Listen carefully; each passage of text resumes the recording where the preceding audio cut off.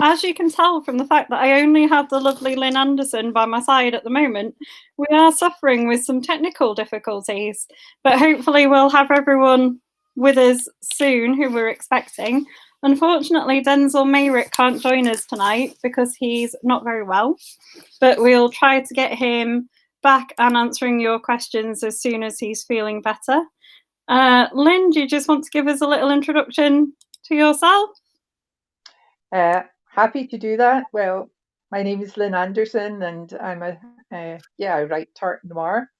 I have a character, Dr. Rona McLeod, who's a forensic scientist, and she is the main character, the protagonist of my series.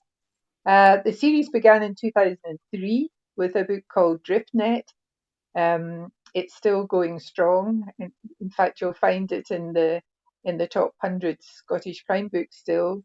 And we're now at 14, book 14 in the series. I've always got to think again, then I think it can't be 14, for goodness sake, but it is. 14 is out at the moment. It's set on Sky. It's called Time for the Dead. And as well as Rona McLeod, who's out there recuperating from the previous book, Sins of the Dead, there's a famous character from Skye, a real character in Skye, a border collie called Blaze, and Blaze becomes her a forensic assistant when she investigates if something strange has happened on Skye. Hi, Barry or JD, do you want to give us an introduction to yourself? Can you hear us?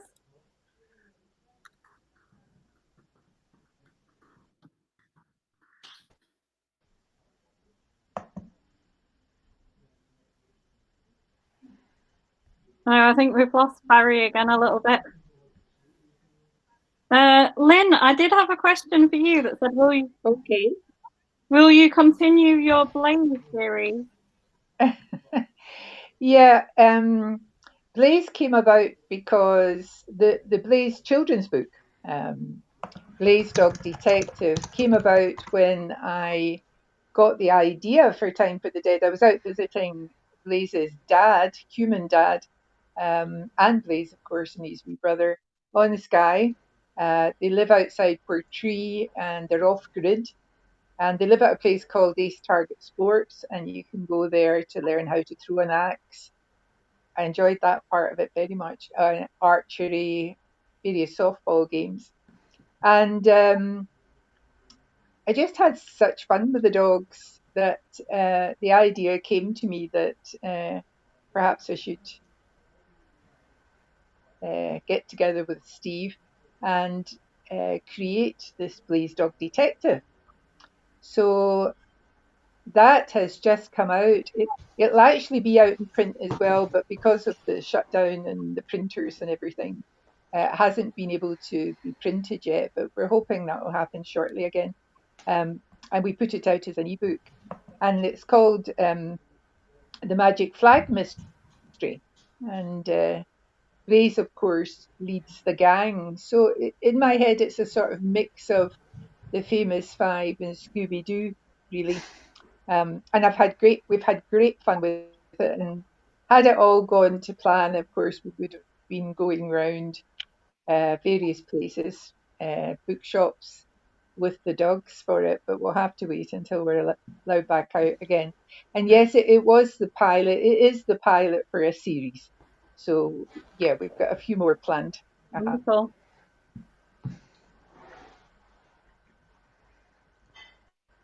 Can you all hear me now? Okay, am I back?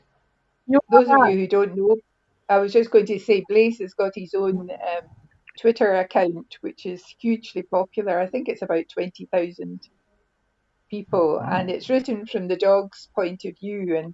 And so the book itself comes entirely from Blaze's point of view in Wonderful. a similar fashion. Barry, we can hear you.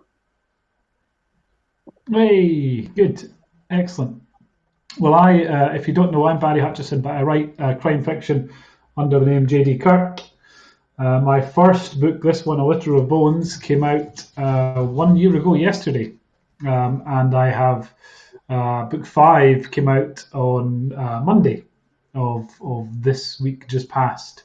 It's set in the Highlands. It's about a detective from Glasgow who relocates to Fort William in the first book, where I live, when there's a child is abducted, and it bears a striking similarity to an earlier case that he investigated.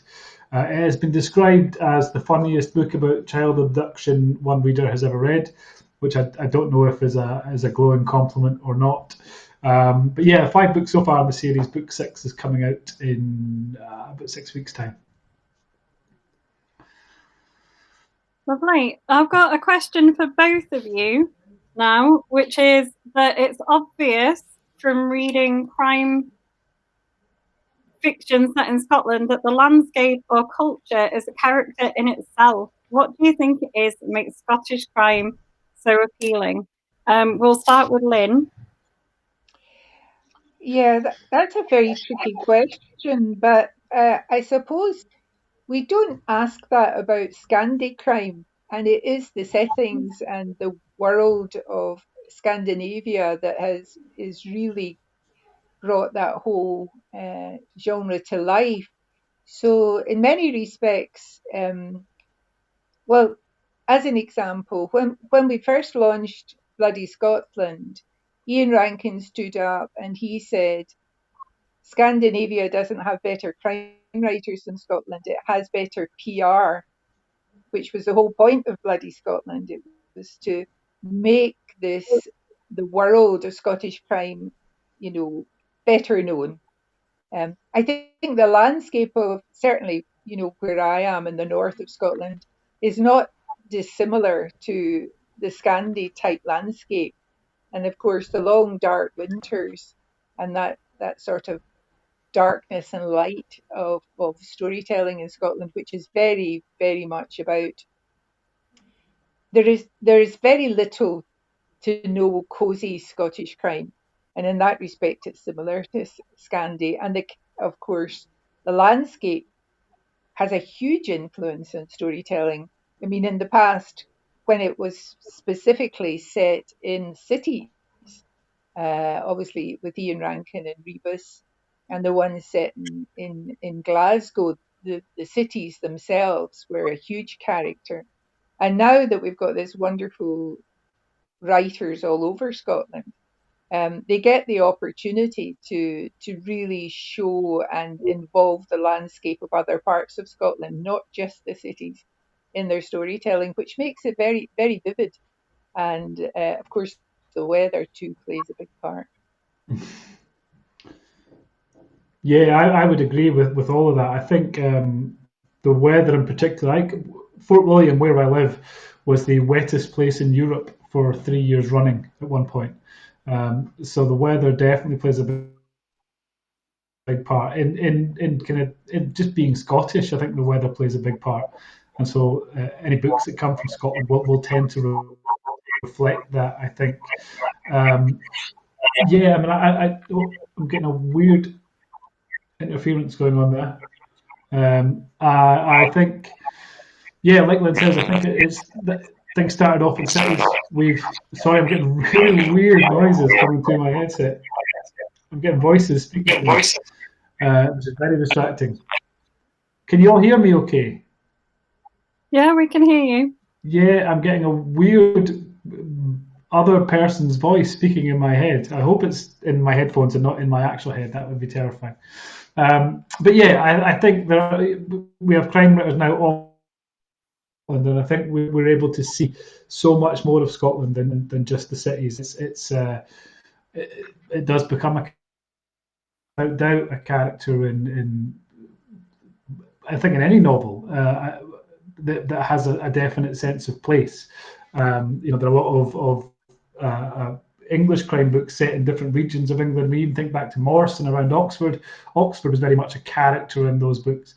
So I think any novel that has a kind of definitive sense of place, that place does become a character. Okay, we're going to a question from the stream now. Someone said, what made you decide to begin writing crime? Would you like me to answer it? I can't actually hear Barry, so if you just cue me when you want me to speak. Yeah, if we start with you, Lynn, that would be lovely. Okay. It's interesting because I didn't actually set out to write crime. I mean, I wasn't a sort of latent, writer of crime. I started off with short stories, literary short stories, some stuff for telly. And then I just had an idea. I mean, I loved Willie McIlvanney's Laidlaw. I read a lot of crime, but when I came up with the idea from DriftNet about DriftNet, it wasn't. I decided was going to be a forensic scientist, but that was really because one of my former pupils, who had gone off to university, I taught her maths, had decided to become a forensic scientist, which was a very new thing. I mean, I didn't know what that was then, and most people didn't, because we hadn't had all the telly stuff by then. But I was interested in the idea of someone turning up at a scene of crime, someone involved in investigating it, and think that, the victim is connected to them. And that's basically because my father was a DI and he worried about his 3 daughters all the time. So I came up with that idea, but I wasn't sure why they would be there. And it was at that point I thought, oh, I'll make her a forensic scientist like Emma Hart. I'll do a woman. And it was serendipity, really. And when she turns up at the scene of crime, the victim looks so like her that she thinks he might be the son she gave up for adoption 17 years before. So that was actually the dramatic premise. She was a woman who happened to be a forensic scientist. But I had such fun. I mean, you write a gruesome book and you have a lot of fun with it, but I loved the whole world. So I ended up going back to my old university and doing a diploma in forensic medical science. And because it was a fascinatingly developing thing. And I used to be a computing science teacher, so I loved the sort of swift way it was developing, much like computing science. And that's how I ended up writing the series and carrying on with the characters. Fabulous. Thank you, Barry.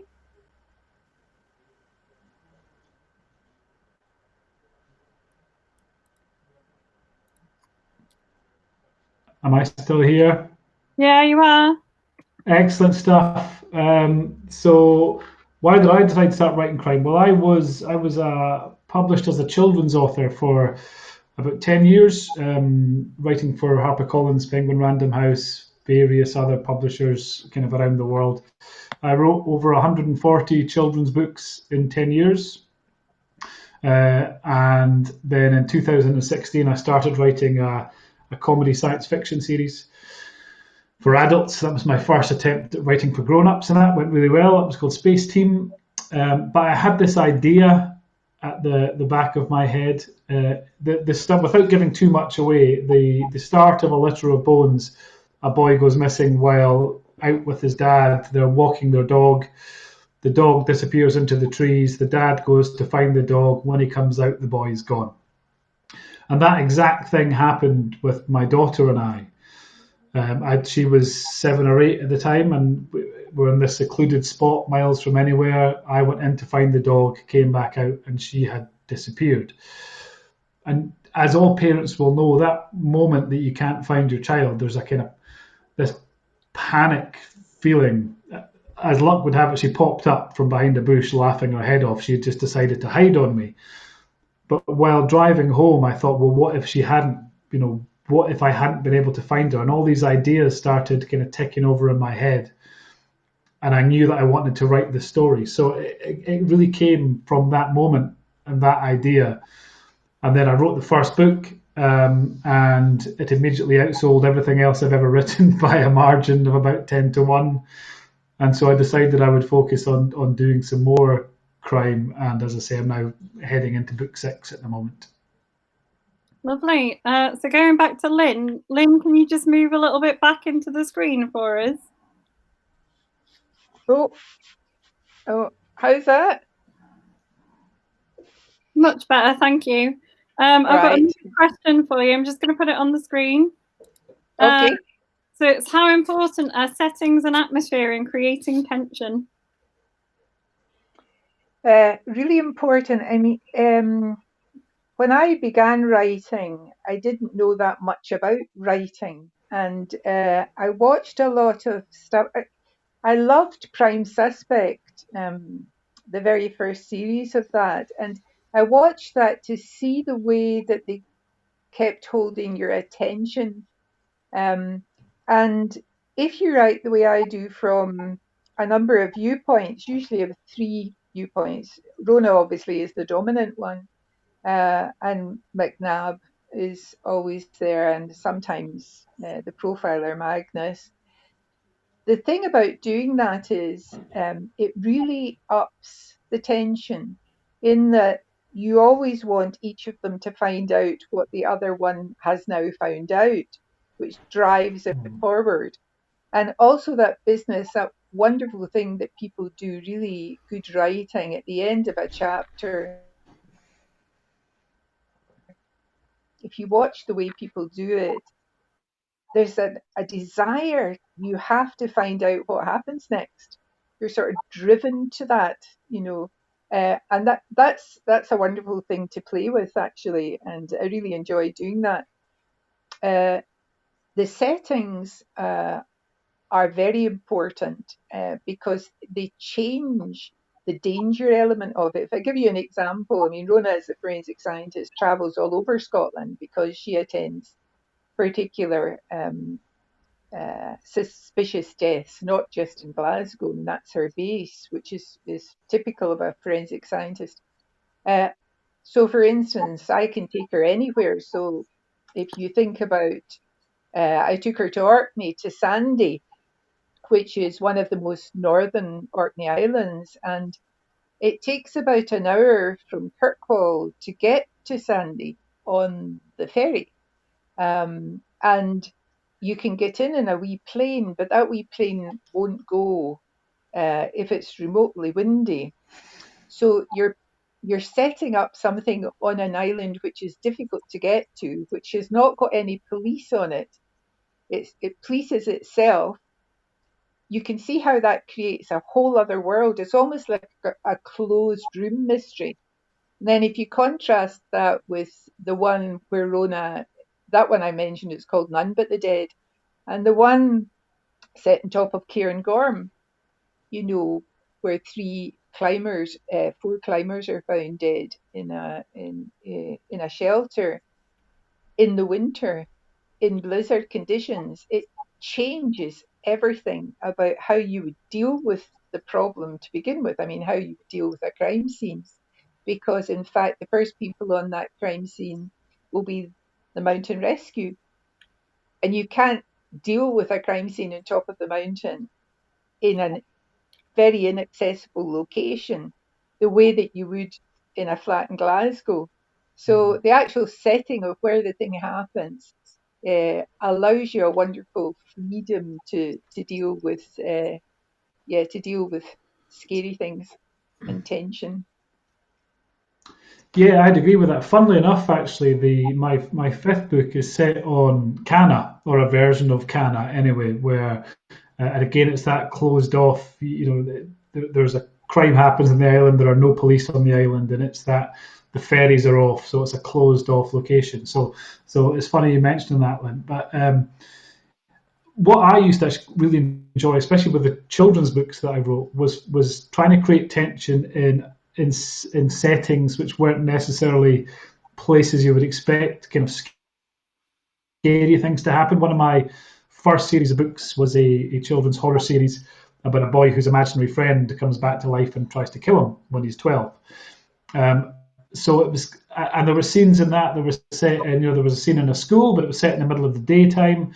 So it was trying to make those kind of horrifying, scary scenes, which are quite easily done in the dark and with creaking floorboards and all that stuff, and when people are alone. trying to make those scenes in busy places in daytime and trying to make those scary. So I like setting myself little challenges like that and trying to create atmosphere in settings where it's not obviously apparent that sort of atmosphere might exist. I hope that makes sense. It kind of made sense in my head when I said it, but when I listen back, it probably won't. It really does. And Barry, while you're there, we've got a question from Alex.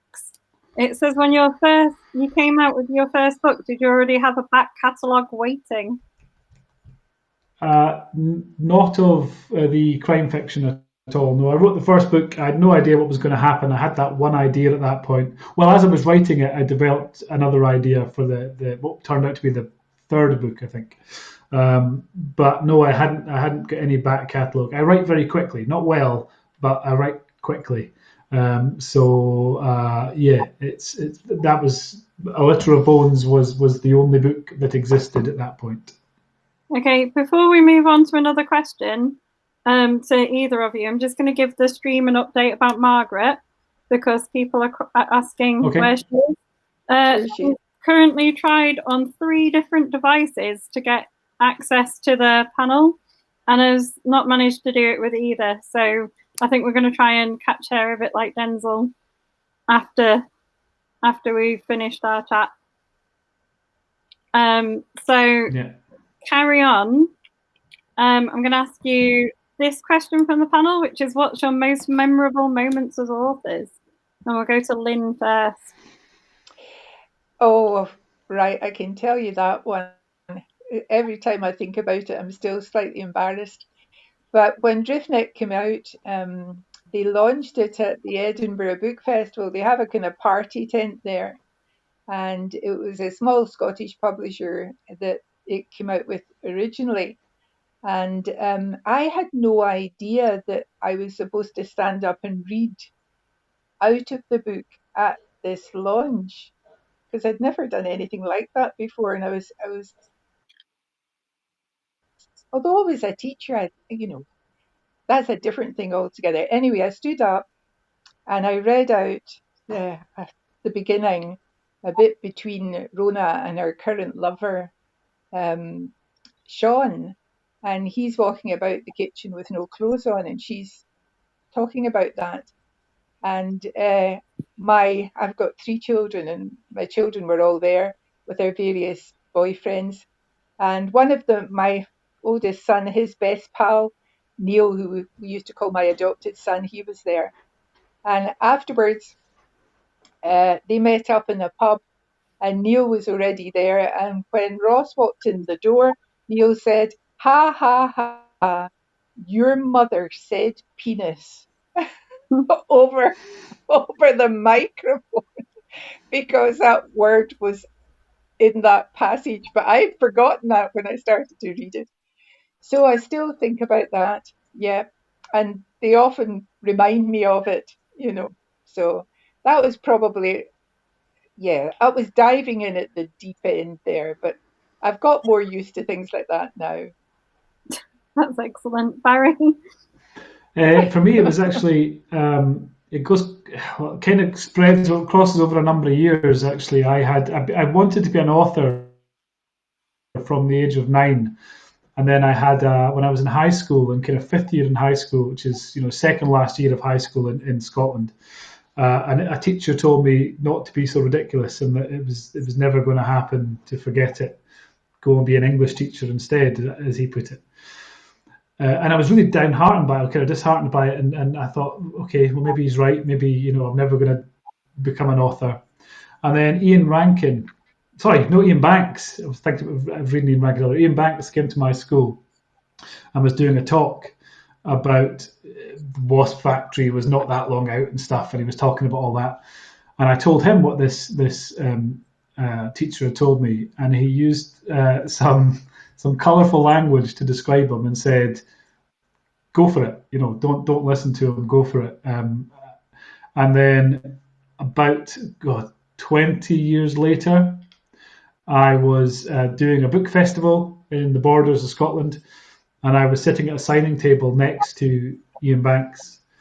and I kind of recounted this story to him, and he remembered.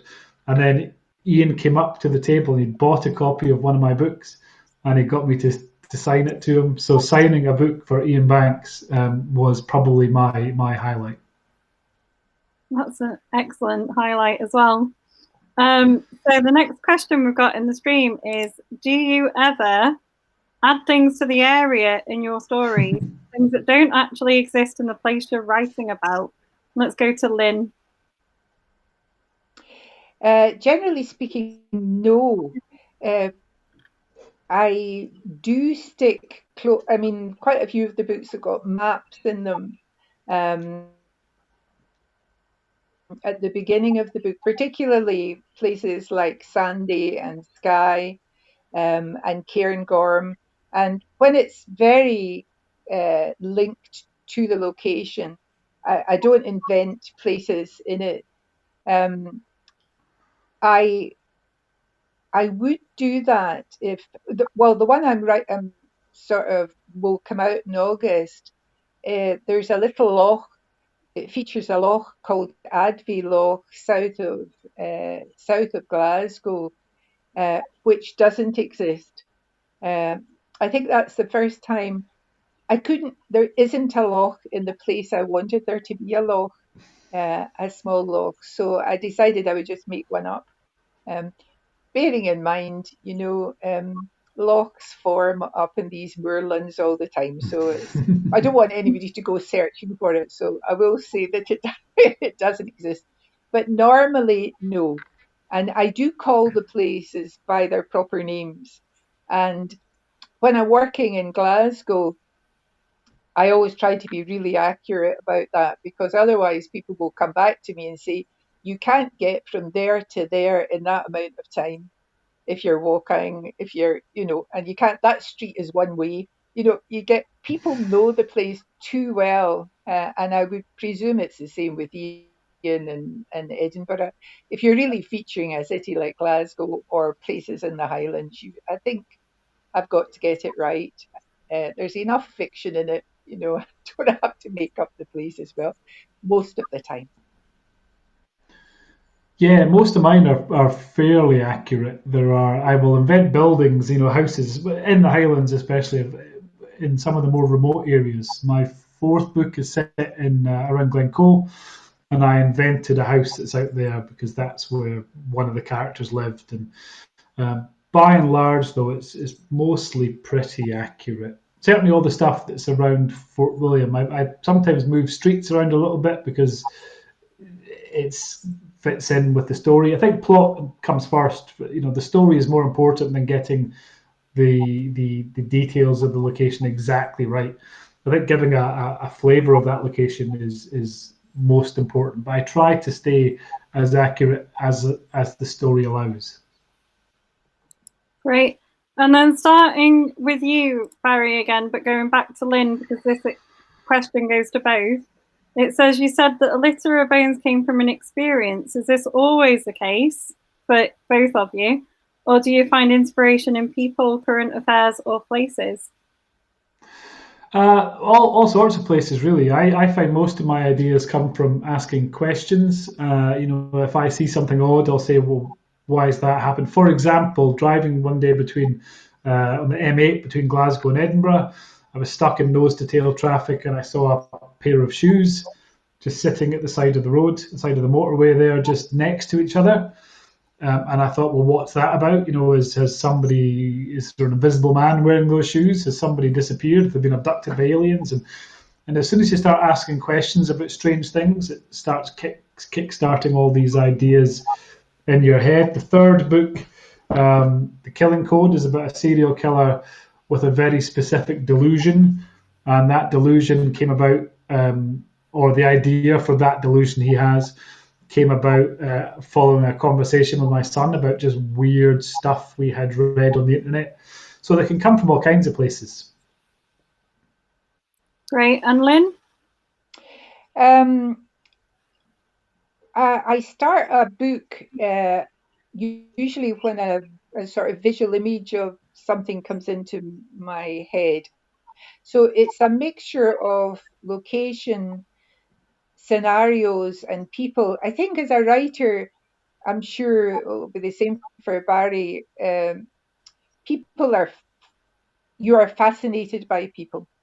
So it could be that I overhear a snippet of conversation.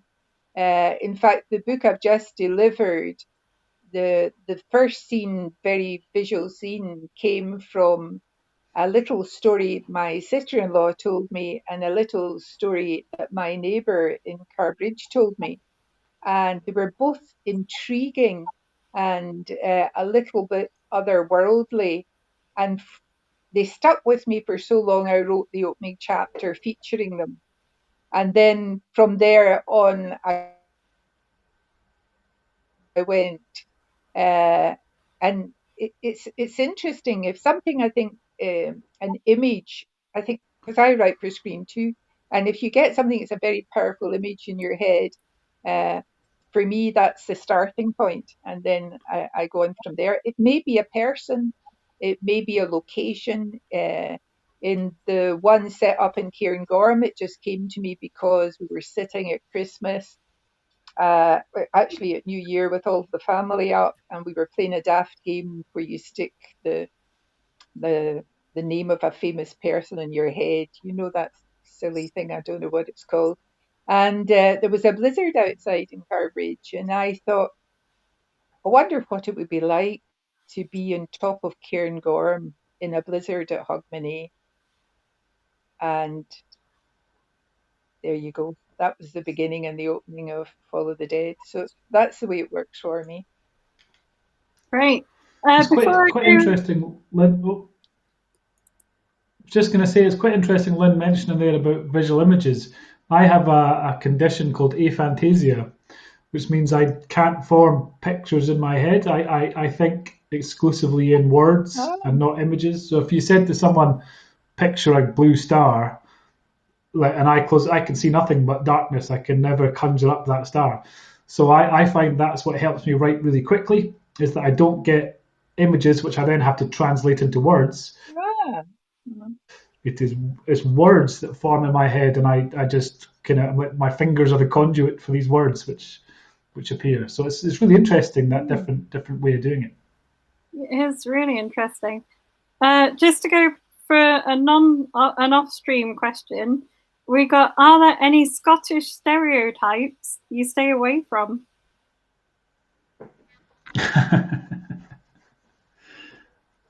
Yeah, I mean, I think it's always good to stay away from all stereotypes in writing to an extent. I think we've seen all those characters so many times, usually in bad comedy series. So I try to avoid all stereotypes, unless it's for a very specific reason. With the kids horror I did, those the monsters or the villains were kind of tropes. So you had the scary little girl, you had the big intimidating man with his mouth sewn shut. But that was for that very specific reason. In terms of writing general crime fiction, I would try to avoid stereotypes of all kinds, not just the Scottish ones. And Lynn? Yeah, I mean, I suppose what the most important thing in any story is the character, because every story is a character in action.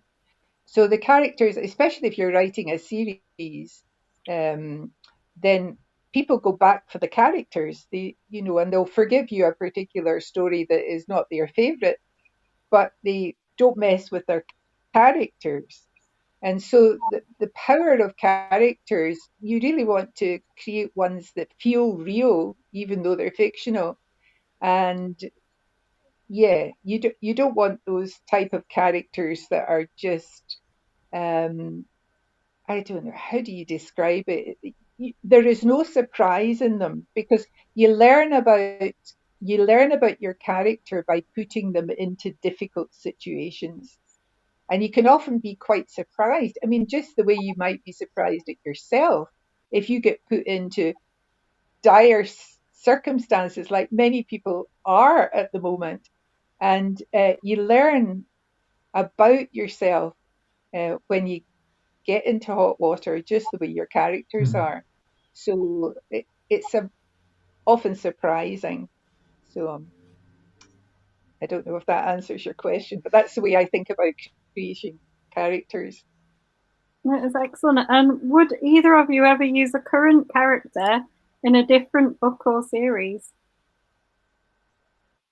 Lynn? Okay. Well, okay, I've sort of done that, having now taken Blaze from being Rona's forensic assistant and given him his own persona, his own book. I haven't done that before, except I have thought about it. I mean, when Rona has been in Orkney, there is a detective in Orkney, and he is an Orcadian detective. He's an Orcadian from the Orkney Isles, and I have toyed with the idea of maybe just giving him his own book, rather than him featuring in a tale that Rona is the main protagonist. And I'm sort of tempted with it because the whole world, I used to live in Orkney, so the world of Orkney is still very much with me. But I haven't done it yet, but that's not to say I might not do it yet. But I've only done the dug. Excellent. Barry? Yeah, I'd have no problem with it. I like all that kind of shared universe type stuff with my science fiction that I did. Those books, there were two. There was a spin-off series came from that, and those characters crossed over and all sorts of stuff. I like that. I think readers quite enjoy that if they can go, oh, I recognise that character from those books or whatever. So yeah, I like it. I haven't done it yet with the crime fiction, but I see no reason why I would not. Excellent. And Can I just add a wee story in there about my friend Alex Gray? In I think it was the second book in the Rona series, Rona had a cat called Chance, and a bad person killed Chance.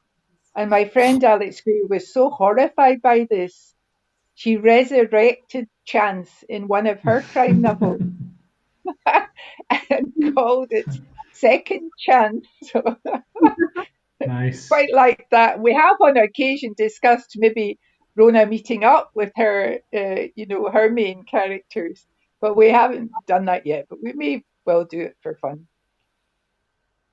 that's excellent. Lynn, there's a question here for you. It says, are you still publishing independently as well as traditionally? And what's the percentage of each? Yeah, that's very interesting for all you writers out there. What happened to me was when I moved from the small Scottish publisher who published my first 3 books, and I moved to Hodder, and Hodder bought. I signed a deal for the next 6 books, and they took the first 3.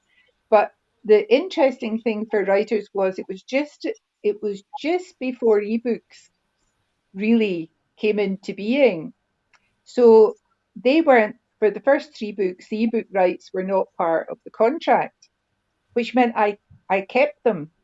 That's very unusual. And it was actually the best thing that ever happened to me, really, because as they moved over, they published the first 3 books physically, and then they went on publishing me. But I hung on to the first 3 as ebooks. And then because you can do a lot of promotion yourself. I mean, even if you have a good publisher, as I do now, I moved from Hodder to Pan Macmillan after that. But I had to get my books back from Hodder after a period of time because I didn't think that we were doing enough with them. And it took me a while to get them back, and the Society of Authors were helpful with that. And my agent, I eventually got them back.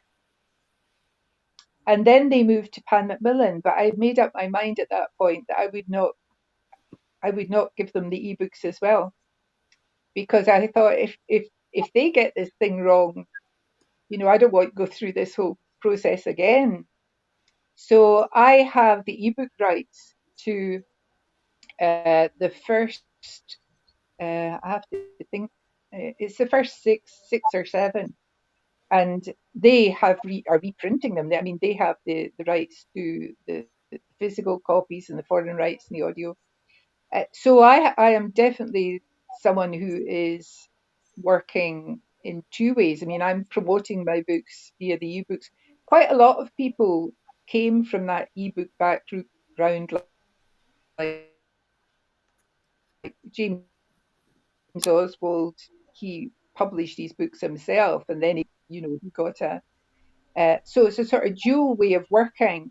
And just to finish off that point, the other nice thing about that, though, is as an author, you get paid at the end of the month for your ebook sales. So it's more like a it's more like a job where you get money at the end of the month, and it's really up to you how well you promote them and to support you.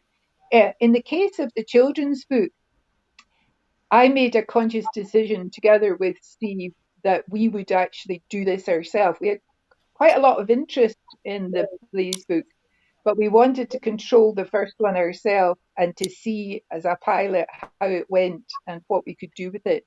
So we came on that slightly differently, but that's the situation. Yeah.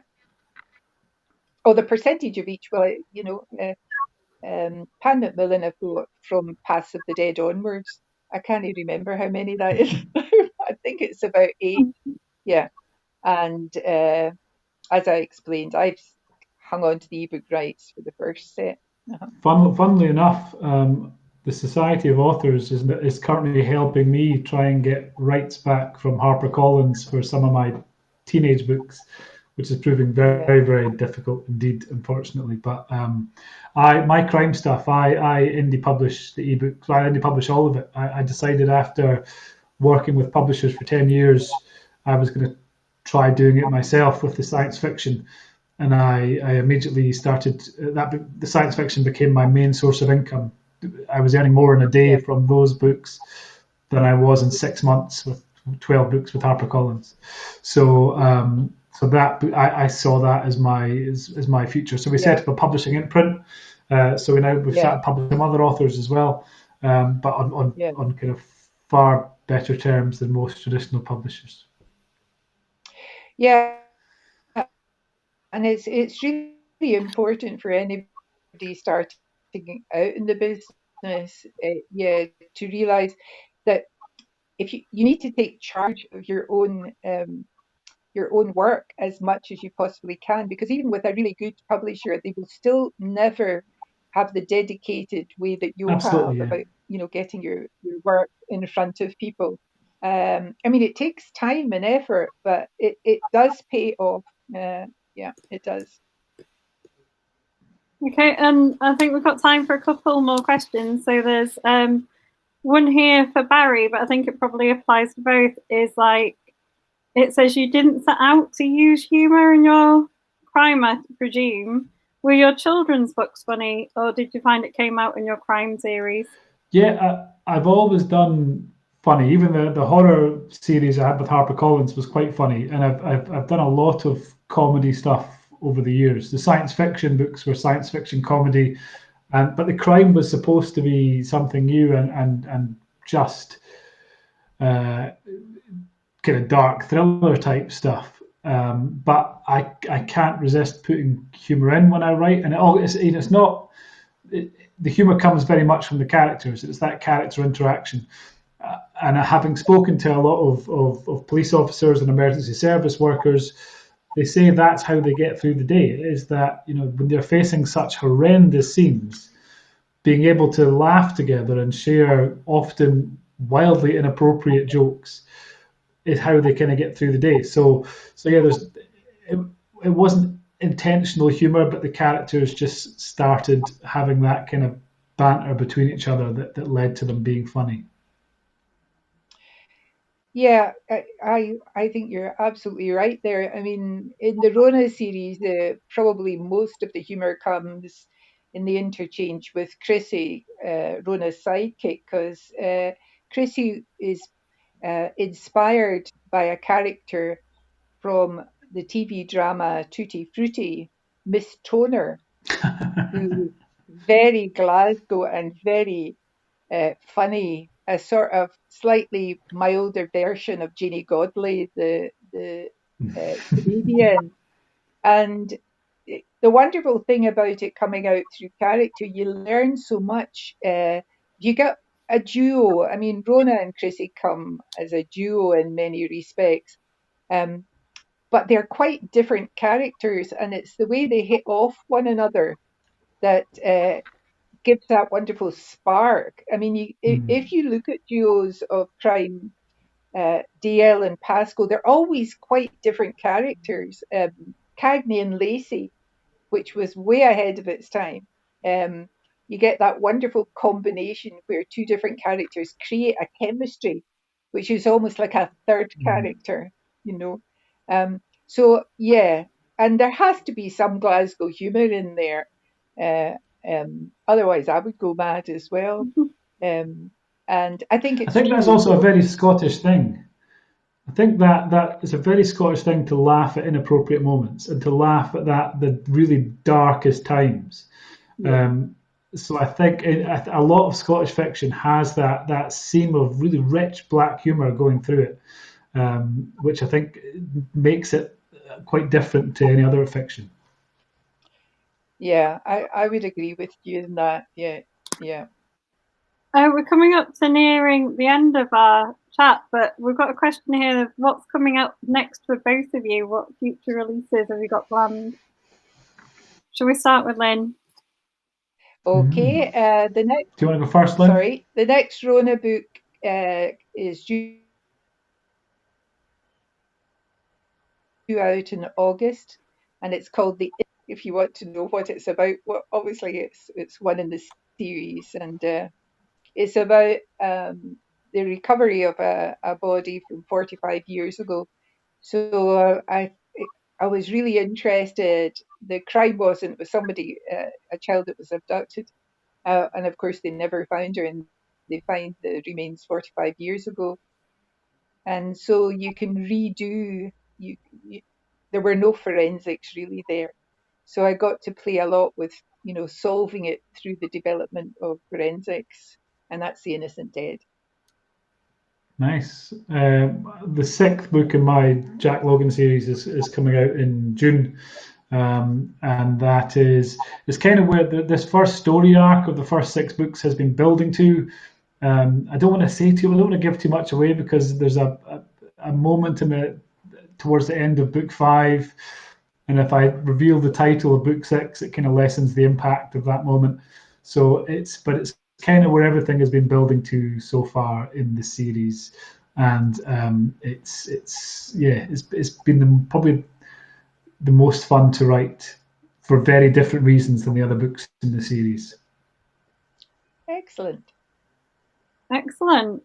I'm sure we're going to have a lot of people looking forward to it. From the comments in the stream, it sounds like there's people already downloading themselves some new books. Excellent. Which is great.